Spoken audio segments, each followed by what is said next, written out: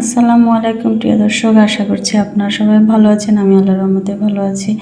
এই যে আজকে পাঙাশ মাছের রেসিপি নিয়ে হাজির হয়ে গেলাম আপনাদের মাঝে। এই পাঙাশ মাছটা যদি আপনারা এইভাবে রান্না করেন তা অবশ্যই মজা হবে। পাঙাশ মাছে একটু লেবু লবণ মিশিয়ে মাখিয়ে রাখবেন, তারপরে ধুয়ে ফেলবেন ভালো করে।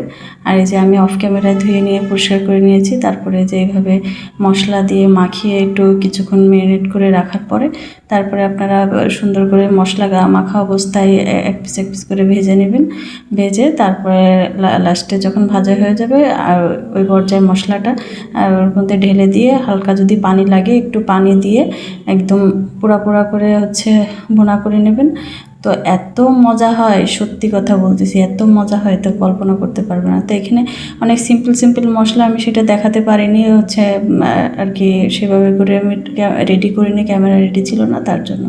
তো এইভাবে আপনারা করে দেখবেন, অনেক মজা হয়। তো এখানে মশলা তেমন কিছু না, আপনাদের ঘরে থাকা যেসব মশলা দেন।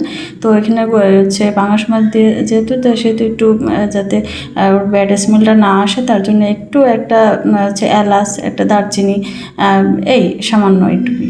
এরপরে আর আপনি যা দেন, পেঁয়াজ রসুন জিরা এগুলো দিয়ে আপনি ব্লেন্ডার করে সুন্দর করে রান্না করে ফেলবেন। তো এতটাই মজা হয় তা বলার বাইরে, একবার করে দেখবেন।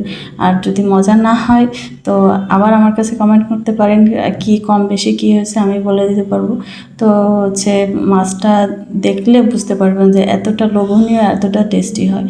তাই পাঙাশ মাছের ভুনাটার নাম বরিশালের ভুনা। তাই এটা বরিশালেরা ইলিশ মাছ দিয়ে করতো, এই জন্য এর নামটা সব রকম মাছ দিয়েই করা যায়। তো আমি সব রকম মাছ দিয়ে করি, ইলিশ মাছে বেশি টেস্ট হয়েছে। এই যে ফাইনাল লুকটা